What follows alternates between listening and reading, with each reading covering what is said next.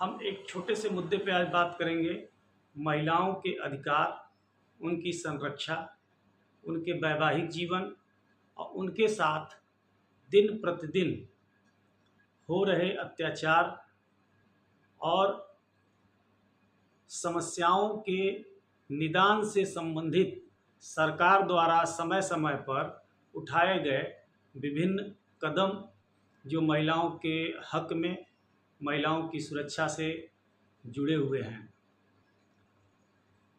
दोस्तों, इसी क्रम में भारत सरकार ने सन 1904 में एक बहुत बड़ा विधिक फैसला लिया और महिलाओं से जुड़े मामले को या वैवाहिक समस्याओं से जूझ रहे परिवारों के समस्याओं से निदान के लिए एक कदम उठाया।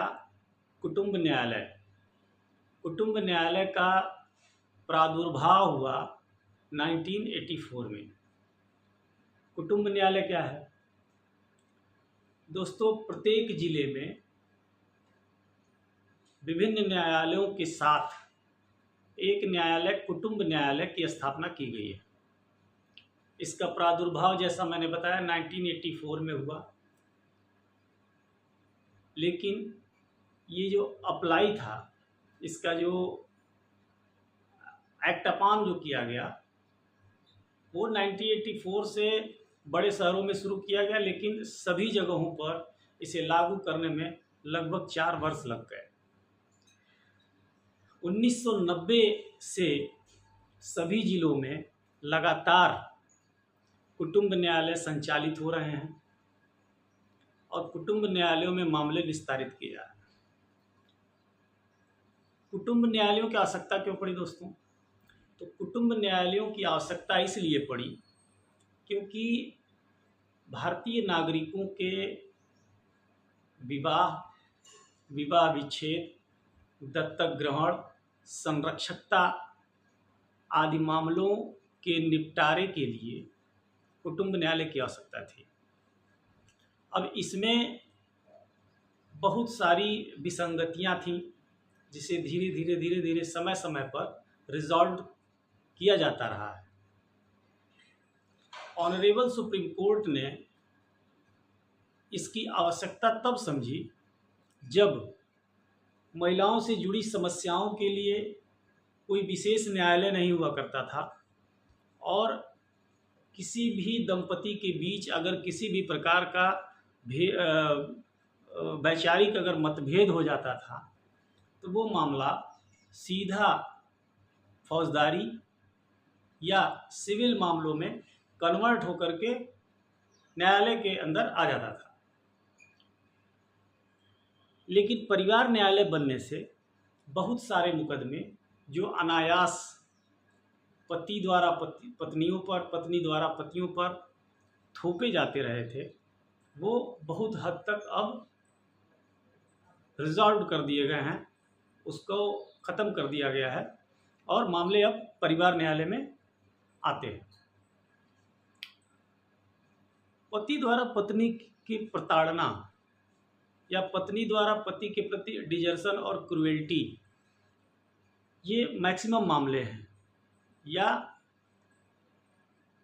एक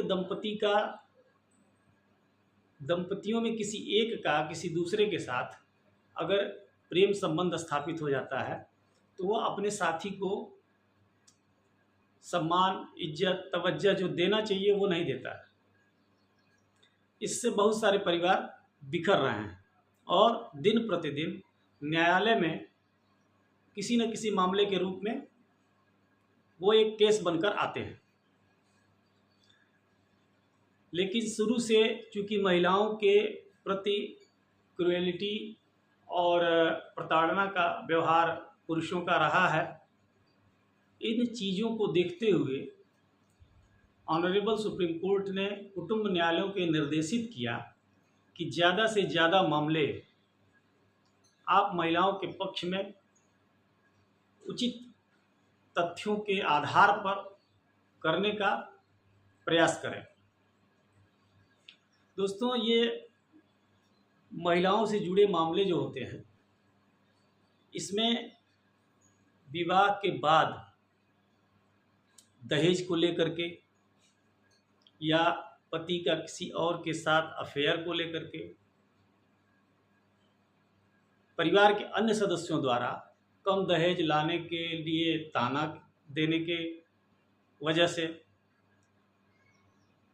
2 बच्चे, 3 बच्चे, 4 बच्चों में माता पिता की आर्थिक स्थिति के नाते भेदभाव या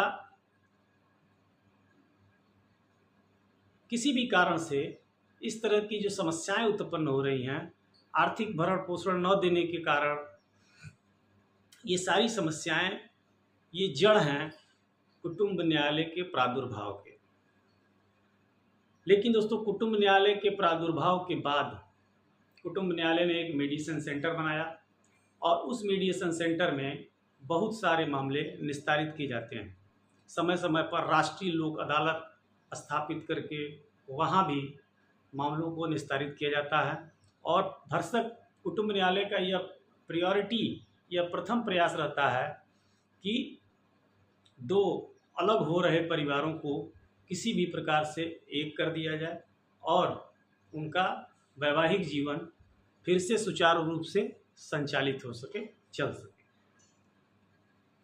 इन्हीं सब मुद्दों को लेकर के कुटुंब न्यायालय फैमिली कोर्ट एक्ट 1984 का प्रादुर्भाव हुआ और जिसे सुचारू रूप से संचालित किया जाता रहा है। 2-3 फैक्ट्स आपको मैं बता दूं कि परिवार न्यायालय में अंतरिम आदेश के खिलाफ हम अपील नहीं कर सकते, लेकिन जो फाइनल निर्णय होता है, यदि वादकारी को लगता है, याची को लगता है कि खिलाफ जो आदेश हुआ है यह न्याय नहीं है हमारे साथ, तो वह अपने उच्च न्यायालय, जिस भी न्यायालय से फैसला हुआ है वहीं पर, अगर कोई उससे अधिक रैंक का अधिक बड़ा अधिकारी है, न्यायाधीश है, तो उसके समक्ष अपील कर सकता है। और पहले से ही आदेशित या निर्देशित करने वाला, आदेश देने वाला, निर्णय करने वाला अगर अधिकारी स्वयं उच्च है तो उसके बाद वो उच्च न्यायालय में, परिवार प्रभाग में, कुटुंब न्यायालय में इसका अपील कर सकता है। तो दोस्तों, महिलाओं से जुड़ी तमाम समस्याएं हैं। समय समय पर सरकार ने महिलाओं के लिए काफ़ी कानून बनाए हैं और अपनी सुरक्षा को ध्यान में रखते हुए महिलाओं ने इसका पूरा लाभ भी उठाया है। डाउरी, घरेलू हिंसा, domestic violence act 2005, dowry protection, DP act, दहेज उत्पीड़न अधिनियम और आईपीसी में 498 जो था वो अब बीएनएस में 85 हो गया है। भारतीय न्याय संहिता में उसको सेक्शन 85 में कन्वर्ट कर दिया गया है और सेक्शन 86 में उसकी परिभाषा दी गई है। तो दोस्तों, बने रहिए हमारे साथ। और एक निवेदन ये है कि अगर अभी तक हमारे चैनल को आपने सब्सक्राइब नहीं किया है तो प्लीज़ सब्सक्राइब करें और बेल आइकन प्रेस करें, ताकि इस चैनल से जुड़ी सभी अपडेट्स आपको समय पर मिलती रहें और आप इसका लाभ उठा सकें। नमस्कार, जय हिंद।